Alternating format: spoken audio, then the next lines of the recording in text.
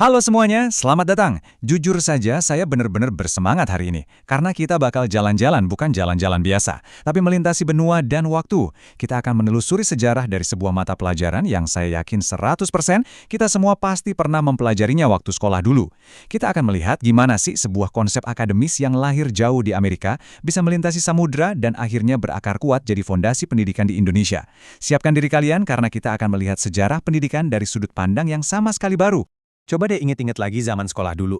Kalian duduk di kelas, buka buku cetak yang tebel banget, terus mulai menghafal nama-nama ibu kota, tokoh pahlawan nasional, atau mungkin kurva permintaan dan penawaran. Itu semua kan bagian dari pelajaran IPS.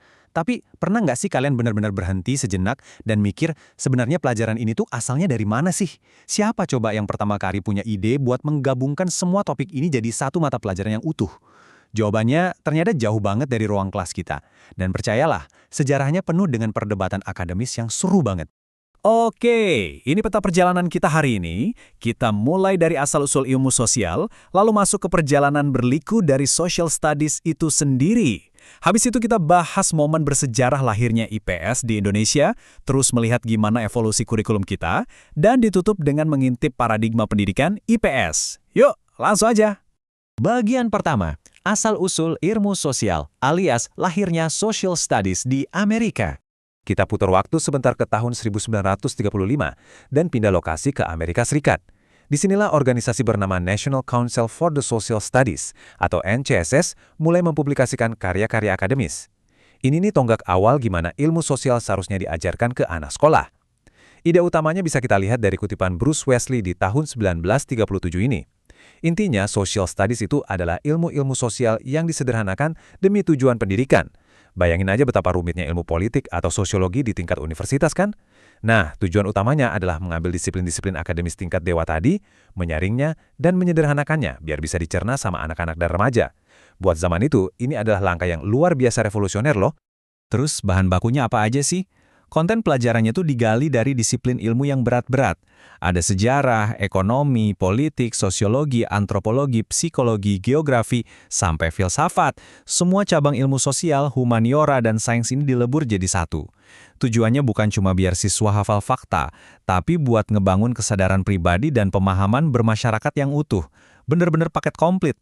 Bagian kedua, perjalanan berliku social studies. Dekade-dekade yang penuh dengan konflik akademis dan inovasi.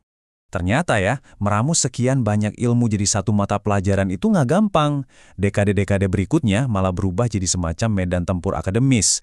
Para ahli terus berdebat soal apa sebenarnya visi utama pengajaran ini. Tahun 40-an sampai 50-an, banyak banget perdebatan soal apakah social studies harus fokus menanamkan nilai-nilai demokrasi.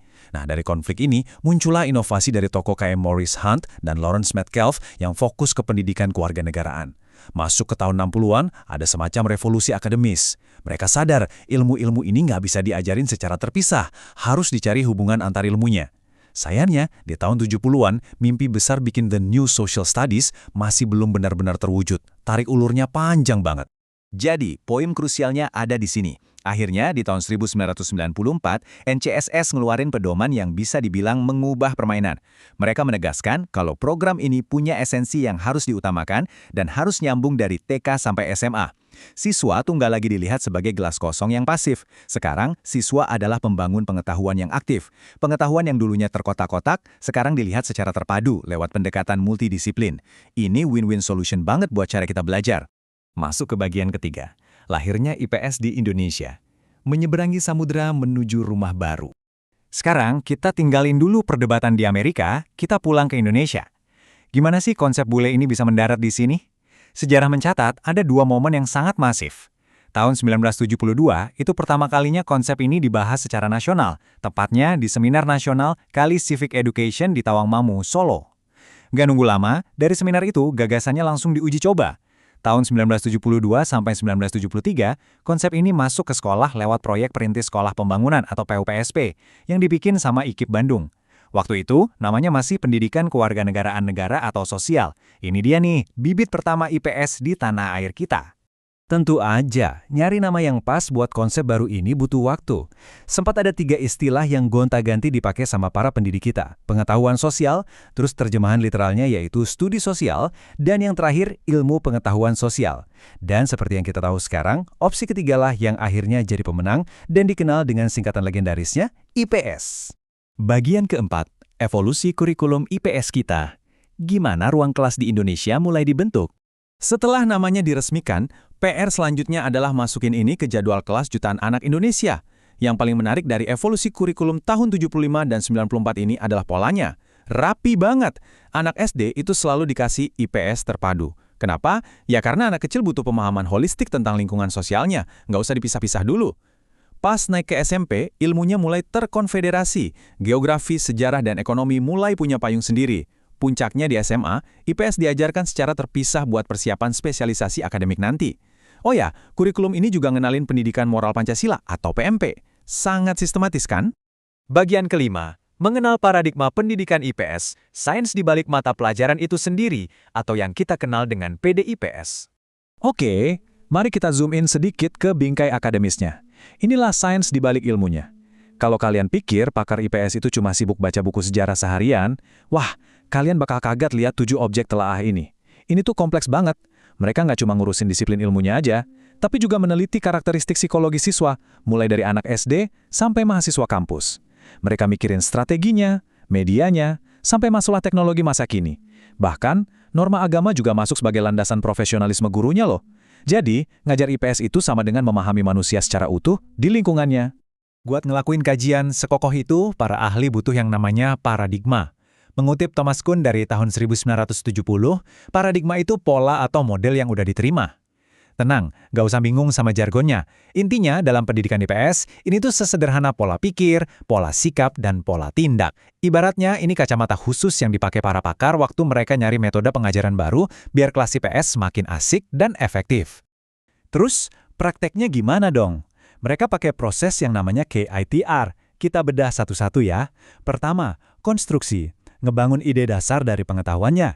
Kedua, interpretasi. Menafsirkan gimana sih teori ini relevan sama kondisi siswanya. Ketiga, transformasi. Nah, ini proses magicnya, di mana teori berat diubah biar ramah buat anak sekolah. Dan keempat, rekonstruksi. Nyusun ulang pengetahuannya jadi kurikulum yang siap saji di kelas. 4 langkah sistematis ini nih yang memastikan materi rumit bisa dipahami sama anak SD. Keren banget kan? Coba bayangkan, dari perdebatan alot di Amerika tahun 1935, dibawa ke Solo, sampai akhirnya berevolusi jadi kurikulum yang sangat rapi di Indonesia. IPS udah ngebuktiin kalau dia itu mata pelajaran yang super adaptif. Tapi tantangannya jelas belum selesai. Sekarang kita hidup di era digital yang serba cepat. Masalah sosial hari ini udah campur aduk sama AI, algoritma, dan media sosial. Jadi pertanyaannya, gimana IPS bakal kembali merombak dirinya buat generasi anak-anak kita di masa depan? Ini PR besar yang harus kita renungkan sama-sama. Terima kasih ya sudah ikut nimbrung di sesi kali ini. Semoga sekarang kalian bisa ngelihat pelajaran IPS dengan rasa kagum yang baru. Sampai jumpa di perjalanan kita selanjutnya.